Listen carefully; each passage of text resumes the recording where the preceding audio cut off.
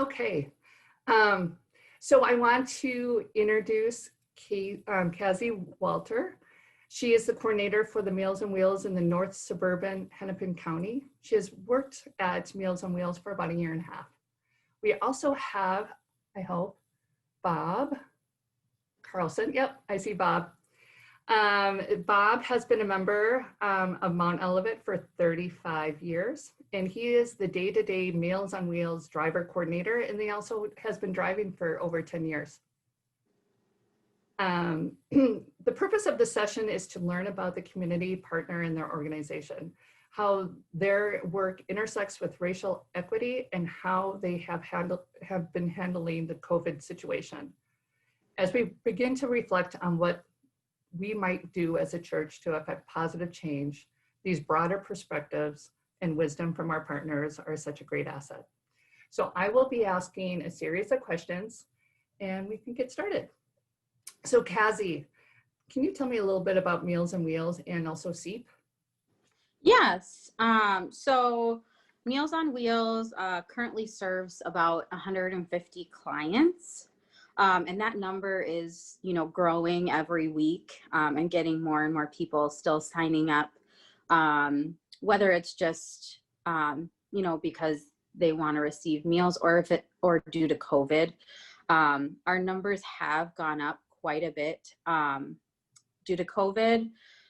In a given week before COVID, we were serving about 450 to 500 meals a week. And now we're doing close to 650 to 700 meals a week. So it's been a drastic change for us.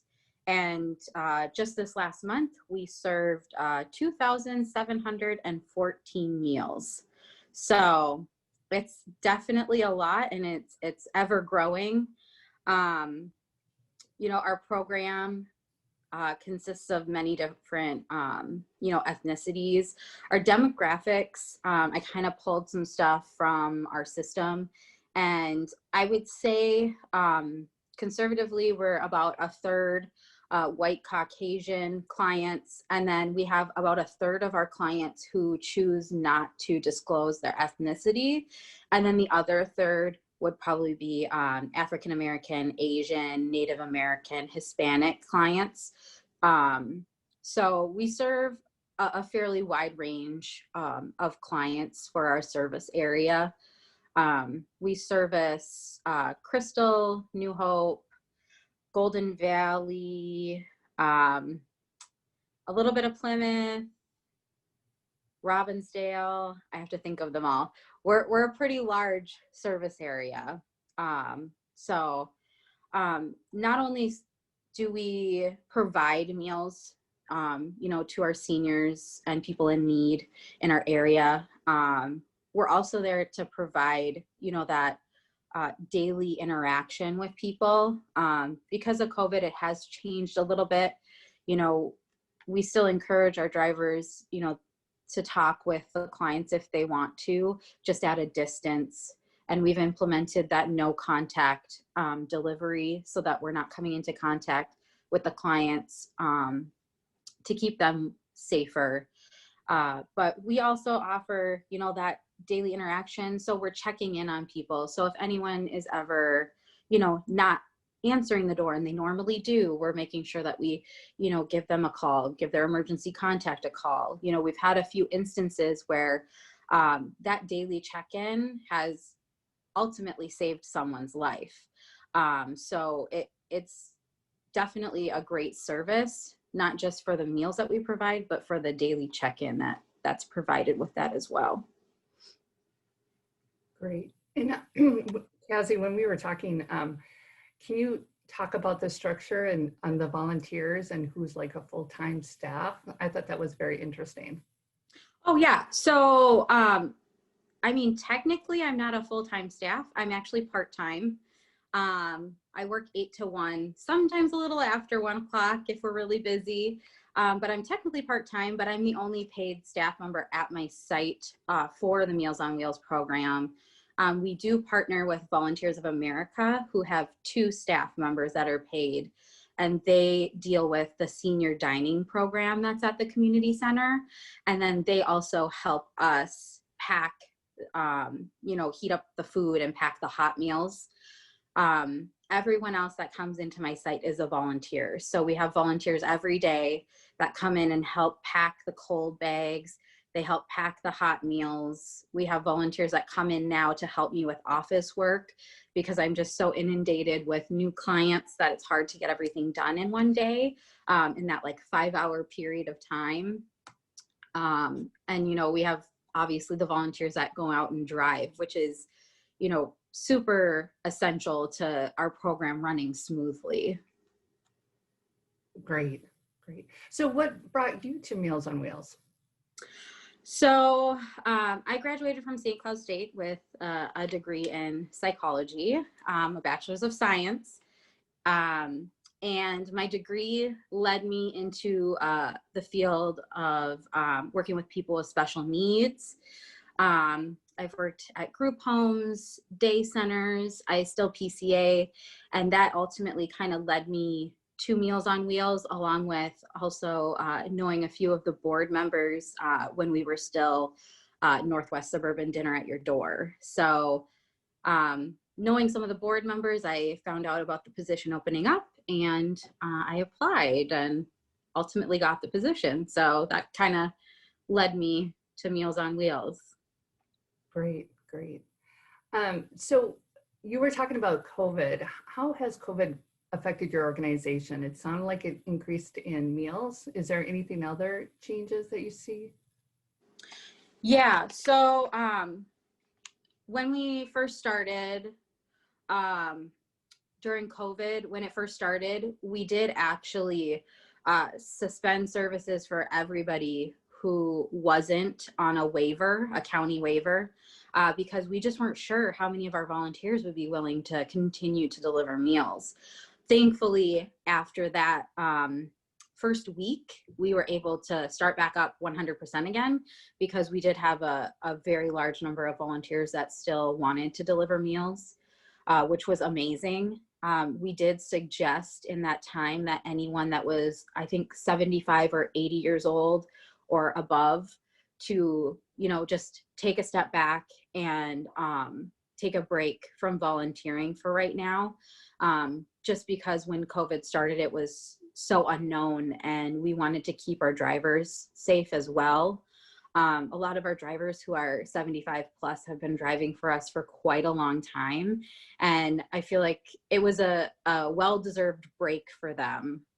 So we're just blessed to be able to have so many people wanting to come and step in and volunteer.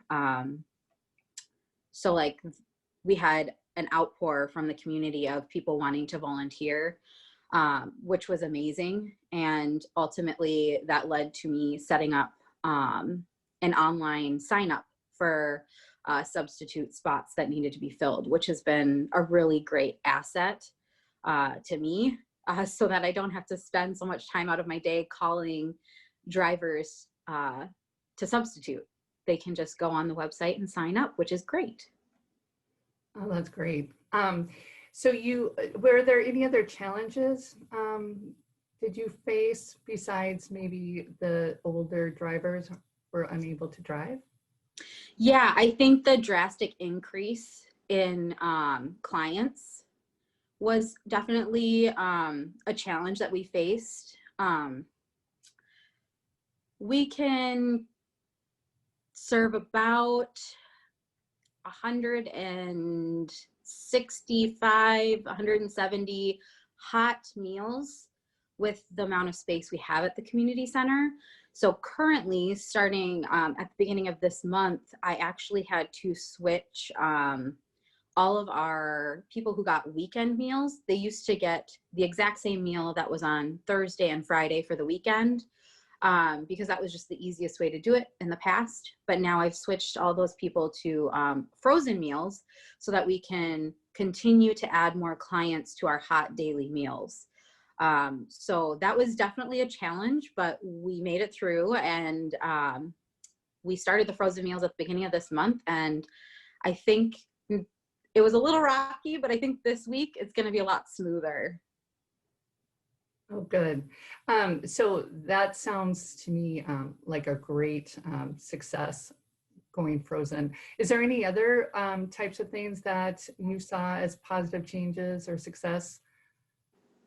Yeah, I think that the overwhelming support from the community was a great success, like I said before.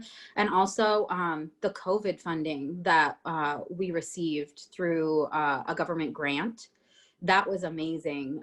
We had a lot of people that signed up under that COVID funding, and it actually ended December 31st. But Meals on Wheels, because of the amount of donations they received, whether that was just donations given to Meals on Wheels or donations through the Meals on Wheels t-shirts that they had sold, which I believe may still be for sale. So if you would like to purchase one of those, just let me know and I can get you the link. But proceeds from that and donations have helped so that the first quarter of this year, they're able to continue serving anyone who is on that COVID funding. So March 31st is our last day for that COVID funding, but I'm really hoping with the new administration that hopefully we'll be able to get another grant, but you know, nothing's guaranteed. Yeah, that COVID grant, you mentioned that typically seniors, is it 50 or 55 and above that get the meals or? Yep, 50 and above. Okay. Yeah, and so about a month into that funding, Meals on Wheels actually opened it up to anyone who is 18 plus, who is in need of, you know, meals. And then that ended on the 31st of December.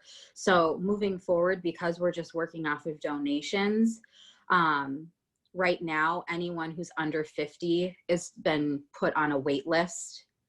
And then if we do end up getting a new grant, then we can administer meals to people that are under 50 that have just signed up. Anyone who signed up previously under that COVID funding under the age of 50 is still going to continue to receive meals, but it's just anyone that is a new client that's under 50 will be just put on a wait list. But I haven't had anyone, I think, yet who signed up this year that's under 50, but if I do know of a lot of resources in our area, food shelves and stuff like that, you know, I've been forwarding that information on to people who need that, who can't get meals through us. Great, great. So can you tell us, how does your work intersect with racial equity, and how do you talk about race in your organization? Yeah, so we treat all of our clients equally. It doesn't matter their race, sex, sexual orientation, anything like that. And anyone who can't afford the cost of meals, we try to help them find funding, whether it's, you know, subsidizing their meals or that COVID funding or trying to get them a county waiver. You know, we help everyone to the best of our ability, no matter, you know, what their background is or their ethnicity. So I think, you know, overall, we've stayed true to that. That's great. So we all lived through the summer where we saw George Floyd be killed by police and the uprising that followed. Tell us how the summer was for you in your organization. Yeah, so I know that the riots didn't affect our service very much, but we did experience some boarded up stores, you know, in the Crystal area and surrounding areas, which I think was a little bit of a concern to our drivers. But I think most of our drivers have such a passion for, you know, getting food and meals to, you know, the seniors in our community, that it didn't deter them. I know that The riots did affect some of the other programs a little bit more than they did mine, because we're not quite so much in the inner city Minneapolis, St. Paul area. But I do know like our main Metro Meals on Wheels, who oversees all of the Meals on Wheels programs in Minnesota, like they had to move some of their delivery trucks so that they wouldn't be damaged and stuff like that. I'm unsure if any sites closed, but it is a possibility. I'm just very thankful that, you know, the riots didn't reach our area and that we were able to continue service for our clients. Oh, that's great. So everyone was fed what needed to be fed, sound like. Yes. That's great. So racial equity work is a journey and not a destination. Where do you think your organization is headed next? And what is your vision? Yeah, I think that potentially finding more grants, more funding for our clients that can't afford meals, who don't qualify for county waivers, would be great, because, you know, somebody may not qualify for a waiver, but they're just on the cusp of being eligible, you know, and that doesn't make it any easier, you know, to get resources. It makes it hard on them because they're just about eligible, but not. Like I'm sure a lot of people who, you know, are in our service area. So I think finding more funding, whether it's donations, grants, you know, talking to, you know, our policy, changing the policies for, you know, the qualifications. I think that would all be kind of a great direction for us to go in. But yeah, I think that's the main thing that I would like to see is more funding. And you mentioned that insurance pays for some as well. Oh, yes. Yes. Some clients are able to get through their insurance meals paid for as well, which is amazing. I know not all insurance pay for meals, but we do have quite a few people that are on that as well. Okay, good. And then I'm assuming those people, when they contact you, you would try to get them into the right direction, insurance or private or the county voucher. Yes. So, you know, if somebody signs up, they're normally signing up on the Meals on Wheels website, which is I think the quickest way to get signed up and get information that you need, because that application goes straight to Metro Meals on Wheels. They look over everything, and you know, if need be, they can contact, you know, the client and you know, figure out options for them, which is great. And I know right now on the application, it still does ask people if, you know, they're experiencing financial hardship due to COVID, which has been very helpful with us switching a few of the clients that have signed up for private pay, which would mean they would just pay for the meals themselves, to that COVID funding. So it's been helpful having those little changes here and there. And when we talked before, Kazi, it sounds like the meals are pretty reasonable too. Yeah, our meals are $6.25 each, which I think is fairly reasonable. I mean, I don't think you can go to McDonald's and get a meal for that, and it delivered to you. So that's a really great option for people. You know, people who aren't able to afford our meals before COVID. You know, we obviously really tried to get them connected with the county to get on a waiver, or contacting their insurance to potentially get their meals covered that way. But we always have another option, which would be that senior dining program, which is amazing. The senior dining program works under a different type of funding. So the person just has to come in and fill out an application, and then it's only a $4 donation. they do have to pick up the meals at the community center.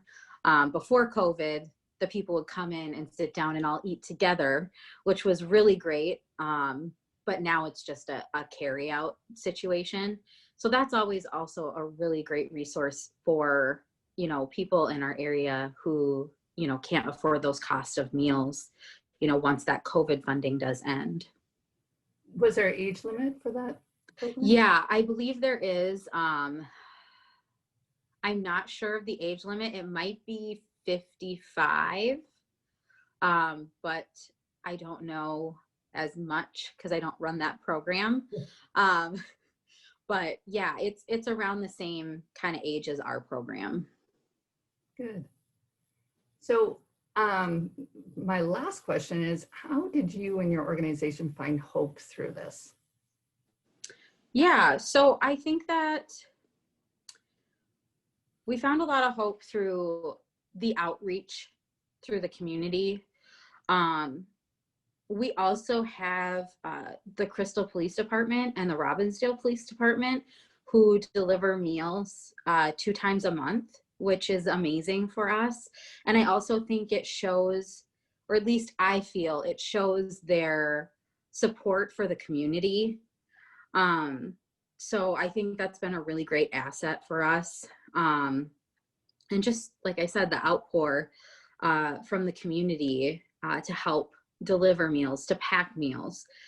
Before COVID, we used to have a high school who would come in and help us pack meals every day.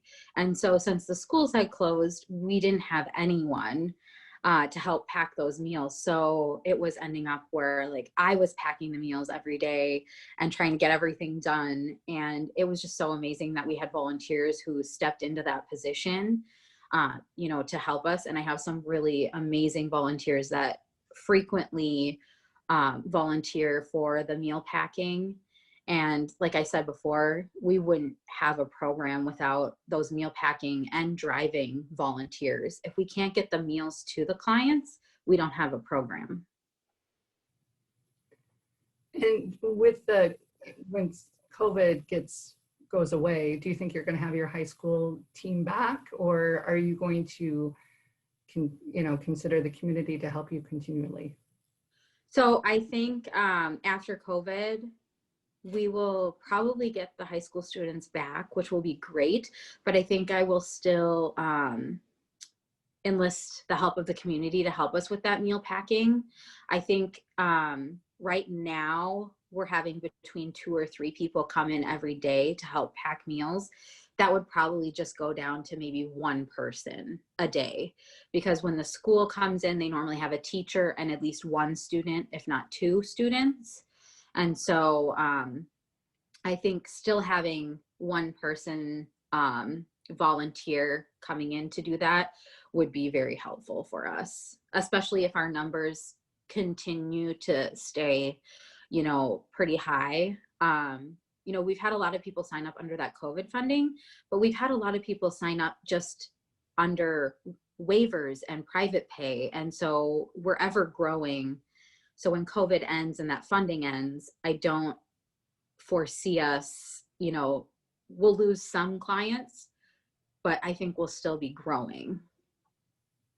That's great. You mentioned the police volunteering. Did they volunteer before COVID as well? Yes. And they continued on through COVID as well? Yes, they have. I have a very dedicated Robbinsdale police officer who volunteers 2 times a week through the Robbinsdale Police Department. And then him and his wife actually volunteer on another day of the month, which is amazing. And, you know, the Crystal Police Department has been a great asset as well. Yeah, it's just been really great. And all the churches that we have in our volunteers, you know, that has been really great too. I know that the numbers for some of our churches have fluctuated because of COVID, but you know, that support from the community has been a great help. And that online resource for signing up volunteers for the substitute spots has been a great asset. Great, great. So maybe we can open it up to any questions. Does anyone have any questions? You can just press your space bar and then you'll unmute. Yeah, Cassie, I was just going to ask, I had heard on the news that Millen wasn't open up to any age if someone wasn't able to get fresh foods. And I think I heard you mention that you don't have anybody under age 50. Is that true, that anybody who doesn't have access to fresh foods can go to Meals on Wheels? So for the COVID funding, because we are working off donations the first quarter, because that grant that we got for the COVID funding, Yep. it ended at the end of December. So I don't remember when we got the COVID funding, but about a month into when we got the COVID funding to December 31st was when we were able to accept anyone over 18 who didn't have access to food that needed help. All those people that signed up in that time frame that were under 50 are still continuing to receive meals until March 31st.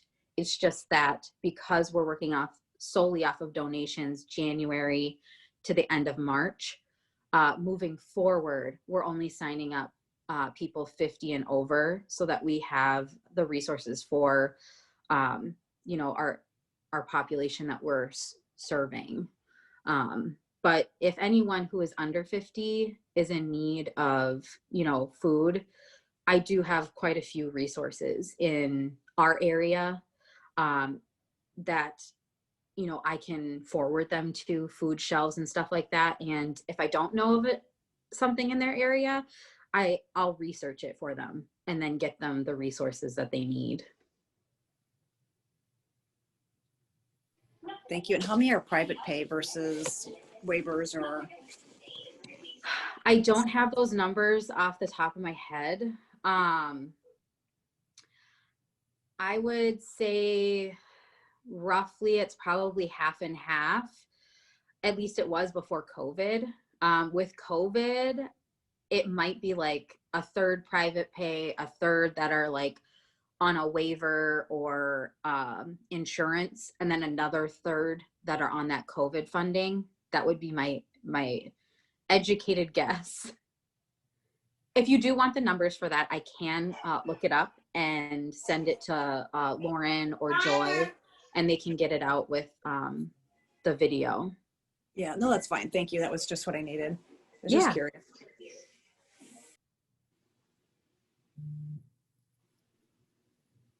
I came in a little late, Cassie. Maybe you mentioned early on. Just curious about some of the metrics. For a client that's receiving meals, how many meals a week do they generally receive? Yeah, so if it's someone who's on our COVID funding, they are currently allowed to get 7 meals a week. Before we started working off of just donations in the beginning of January here, they were allowed 21 meals a week. So that I think that would equate to like 3 meals a day. Yeah. I did have some clients who would get like 2 meals a day, but not many. Many just wanted 1. And then for people who are on a waiver or through their insurance, that is set up through the insurance or the waiver, what they're allowed to get for those meals. We have some people who are on waivers who get meals 7 days a week. We have others who are just Monday through Friday, 5 days. And we have others who are just, maybe like 3 days a week. It just depends on their eligibility. And then anyone who's private pay, which means that they pay that full $6.25 per meal, they can get as many meals as they'd like. So you mentioned about 2,700 meals were served in the last month. Roughly how many clients would that have served then? About 150. Okay. And once somebody is on the program, any sense for how long they are on it and how long they receive meals? Do people come on and off it? And Yeah, we have some people who are on, we have a few snowbirds. So we have people who are just here for, you know, the spring, summer, fall, and then we put them on hold until they come back in the spring again. You know, we have some people who just want to be on our program because they had surgery and they need some help until they get back on their feet. So I've had a few people that have done that. It's really up to the client what they want to do and how many meals they want to get. And, you know, we have some private pay clients who get the menu every month and then they just pick what days look best to them. So I try to make our program as flexible as possible for our clients. I think a majority of our clients stay on long term. But, you know, there's always people that, you know, come and go. Roughly how many drivers do you have? I would say roughly in a given month, I deal with around 200 volunteers or more. Our online sign up, I think, has at least around 50 people registered on that. And then with, you know, 12 routes a day, and then, you know, 2 people meal packing, you know, that's around 14 volunteers every single day. Some people do volunteer more than once in a week. I do have quite a few people who volunteer, you know, every day if they can, you know, if they want to sign up on the online substitute website. I have some people who, you know, do it every week. So, you know, I would roughly say like around that 200 or more mark. Are you able to, or do you attempt to keep drivers serving the same clients as much as possible, or is that just really too hard to do? It's a little bit hard to do. I do have some drivers from churches that have been delivering with us for years and years and years that request the same route every single day that they drive. And by every single day, I mean like their church drives the second Tuesday of every month. And so every second Tuesday, they want Route 8. So they've been getting that route for so long that I know that nobody else is going to take that route. That's their route for that day of the month. And so then they get that route. The hardest part, I would say, is our substitute drivers. If the substitute drivers want a specific route, it's not something that I can guarantee, but I do try to accommodate as much as I can, because I want my drivers and my volunteers to be happy so that they want to come back, and I want them to be happy so that they're happy when they're delivering their meals. So, Thanks, Cassie. yeah. Just curious what kind of requirements you have for your drivers. Yeah, so we do a very simple background check on all of our drivers, just to make sure, you know, that we're not having people who are convicted of stealing people's identities, you know, coming in and delivering meals. But then you obviously have to have a vehicle, a driver's license, insurance on your vehicle. Other than that, there isn't really any other qualifications other than being over 18. We do have people who are under 18 that deliver, but they deliver with an adult. So those are the basic qualifications, not too many. Say, Cassie, have you seen any change in your organizational structure or in the delivery of your services between pre-George Floyd and post-George Floyd? I would say we weren't as affected by George Floyd and his murder as much as maybe the Minneapolis area. I know that the area where like the memorial is in Minneapolis, like those streets are closed off. So that may be an issue for that service area. But we haven't had any issues regarding that. I would say the biggest issue that we've had with delivery has been COVID and the changes in procedures that we've had due to the COVID pandemic. Thank you. Yeah. Cassie, first an observation and then a question. I've been thinking a lot. We're calling this coffee and equity, and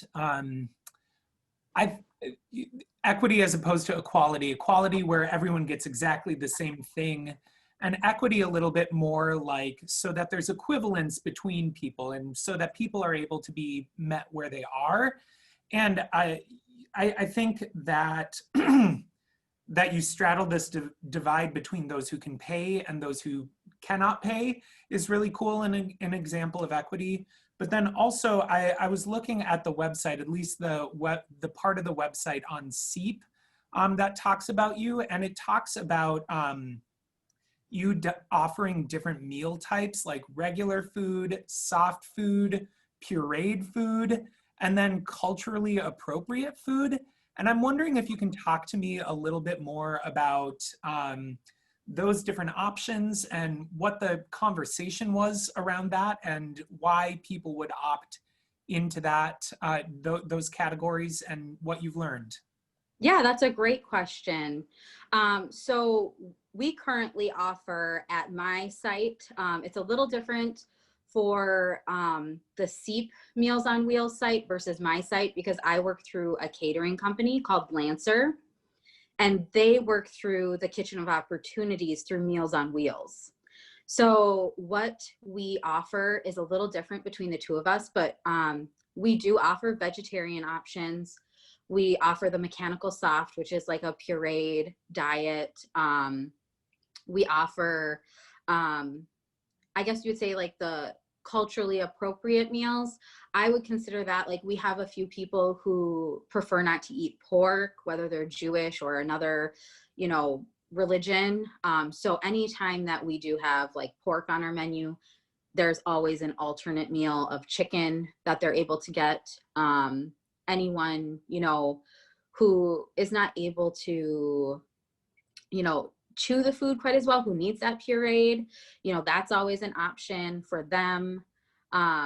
Most of the time, people who need those things or need like a reduced calorie dessert because they're diabetic or something like that, they specify those things when they sign up, and then I go over those options with them when they call. But yeah, those are all really great resources that we're able to have through our catering company right now. But yeah, does that kind of answer your question?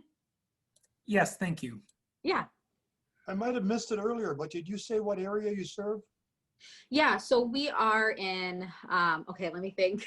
We have quite a few. It's Crystal, Robbinsdale, New Hope, part of Golden Valley and Plymouth. And I think that's it. So we're pretty large service area.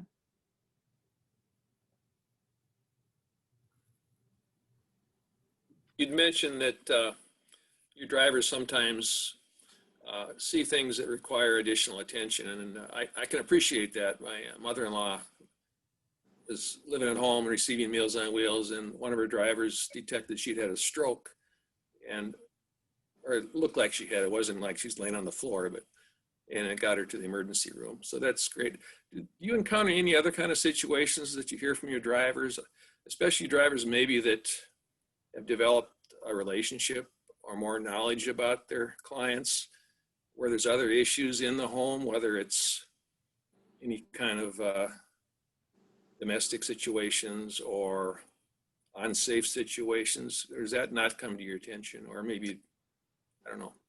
Yeah, I have absolutely, I've seen a wide range of things with my time, a year and a half here with Meals on Wheels. Most recently, we did have a woman she had like a handicap ramp that went up to her house. It was wood and it was very run down. It was like decomposing, And we actually got her in contact with some resources in the community that helped her just remove it, because she didn't need it repaired. She just wanted it taken off because they didn't use it. And so it was great that we were able to get some resources. And I think her kids also helped out getting that removed so that, you know, her home was a little bit more safe and accessible to her.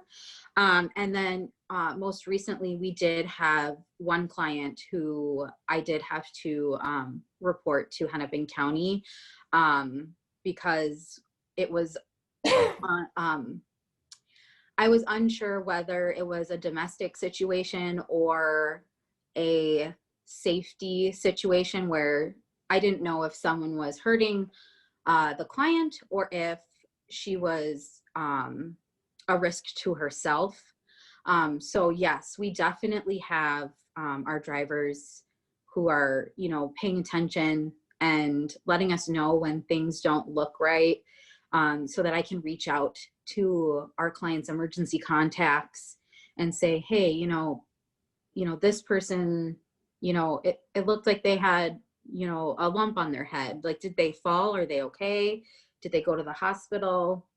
Maybe you should check in on them. Or, you know, if somebody's house looks, you know, very on the inside, sometimes our drivers are able to see that before COVID, obviously. You know, if maybe their house is, you know, smelling like urine, maybe they have some cats and they're not being cared for, and they need help, you know, with that, getting them services that are appropriate for them so that they can continue to stay in their home. Thanks. Yeah. And so Bob Carlson is here today, and he is the driver. Bob, can you share your experience as a driver? Sure. Mary Jane and I, maybe we started driving perhaps 20 years ago. We've really enjoyed it. It's a simple thing. I always tell people that if you want to do something that's really helpful and easy, this is the way to do it. So that's my driver recruitment speech. We always do need more drivers, and if we had more drivers, we could take on more routes. Cassie's got quite a few routes that are not routinely covered. But just in a nutshell, Mount Olivet generally provides 8 drivers per month. And some of our drivers have preferred routes. I always tell them, we're no guarantee you'll get it, but we'll try. But we've, pre-COVID, we could chat with the clients more, and we developed quite nice relationships with some of them over the years. We'd always be sad when we heard one of them had passed away. You really do get to know your clients, and we're looking forward to those post-COVID days when we can be more intimate with our clients again. Thank you, Bob. I think just bridging on that, I know that Mount Olivet is always in need of more drivers, but I do want to say, if anyone does want to volunteer and they're not available on the days that Mount Olivet does drive, you know, you can always contact Bob and he can get me your information, and you can always, you know, go through that application process quickly and sign up on the substitute website, which is nice for a lot of people because they can just sign up for whenever they happen to be available, whether it's once a month or once a week, you know. That's great. Any other questions? It's been really good. Oh, Joel just posted Bob's email address in the chat if you'd like to email him. Oh, great. Laura and I have a quick question to Bob. Bob, when you drive, what kind of time commitment is that typically? Yeah, good question. We arrive at the Crystal Community Center at 10:30 to pick up our meals. And for most routes, you would generally be done by noon. So it's not a huge time commitment. Most of the routes, you might drive 15 or 20 miles round trip, covering the whole route. The farthest west you go is 494. nobody on the other side of 494. Yeah, I'd also like to say, you know, we do have more and more clients coming into our program, and so the routes are getting larger. We do have some routes that have like 15 clients on one route, which is more than we've ever done on one route before. So I like to tell people that normally our delivery time is between like 10:30 and 12:30. You know, if there's bad weather or anything like that, then obviously it might take a little bit longer. But, you know, I'm at the community center until 1 p.m. normally for my office hours, and nobody really comes in after 1 o'clock, even when we have like inclement weather. So, you know, I would allocate at least, you know, like a 2-hour chunk of time. Yep, that's, yeah, the latest we ever got back, I think, was 1:45. So block out 2 hours and you're probably good. So it sounds like, at least with Bob, all your deliveries are a noon hour. The people that receive 2 or 3 meals a day, do they receive just one delivery a day, or do they receive deliveries 2-3 times a day? No, it's just one delivery a day. So if they do want 2 meals in one day, then we would deliver those 2 meals to them, and then they would just you know, refrigerate it until evening. For the people who have the weekend meals that are now frozen, you know, we deliver those on Monday and Tuesday now, and those meals, they can just, you know, pop them right in their freezer. They're in a paper tray, which is great because they can just peel off the plastic and throw them in the microwave if they need to. And they can be heated up in the oven as well. So, you know, I normally tell people, if you're going to heat them up in the oven, take that plastic film off as well and stick them on a cookie sheet, just so that it's easier to handle it. But they're really great options. And going back to Pastor Dole's point, Kelsey, the frozen foods, are they able to be customized as well, like pureed or?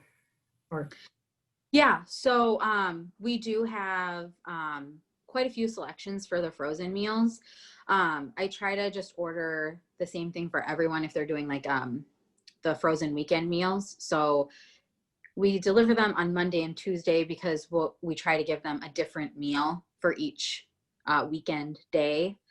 For the weekend meals, I always try to do chicken, turkey, or beef, no pork or fish, just for those people that don't prefer that or religiously don't eat those foods.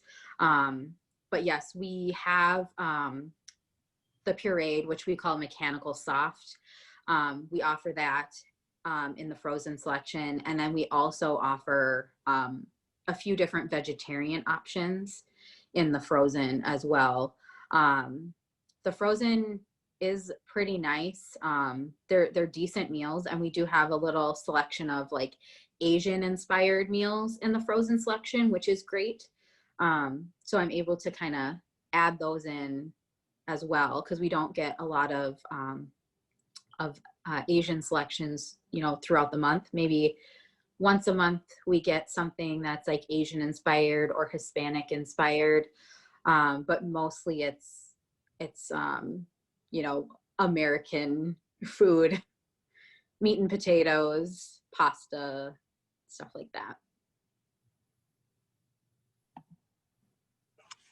I have a question about your menus. Who comes up with do you come up with the meals, or do you have a cook or chef that does that? So we get our food through Lancer Catering Company. Every month they set up the menu for us, and Volunteers of America goes through that menu as well to make sure everything looks good, and then it's sent on to us. If there's any issues in the menu, I always let Volunteers of America know, and then they can get it adjusted. But for the most part, you know, that's a fairly set menu. And then, like I said before, if we ever have pork or fish on our menu, there's always an alternate meal of chicken, so that people who don't want to get, you know, pork or fish are able to still, you know, receive a meal on that day.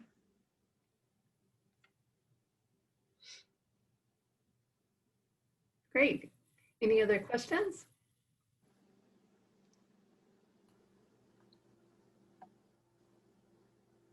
So Kazi, how about your final thoughts? What are your final thoughts? Well, I'm just happy to be here. I'm happy that I was able to, talk about our program a little bit more and shed some light on, some of the difficulties we've had, regarding COVID and George Floyd, and, the hopes that we've had, and all the amazing volunteers that are currently volunteering with us throughout all of it. I do thank you guys so much, because like I've said many times, if we didn't have the volunteers, we wouldn't have a program. So it's amazing the amount of people that have stepped up and helped us deliver meals. So thank you guys. Great. Well, thank you. Why don't we close in a prayer? Dear God, thank you for bringing us together this morning. Thank you for those caring for and serving our communities, especially through Meals on Wheels. Thank you for the servant leaders who coordinate and drive meals to improve the health and quality of life to seniors and those of need during the pandemic. Please protect them, God. Give them courage and strength, and let them feel your presence as they are working. May the things we have learned today stir our hearts, and may we put them into action. May what we have learned impact our lives, families, friends, and the rest of the world positively. In Jesus' name we pray. Amen. Thanks, Great job. Kazi. Great job, Cassie and Lauren. Thank Good you. job. Thank you, Bob. Thank everyone for attending. Have a Thank great you. day. Bye. Ms. Cassie. Thank you. Very informative. Thank you. Thanks, Kazi. Thanks, Lauren. Thank you, Thank you. Joy, for doing this. You bet. Okay, bye-bye.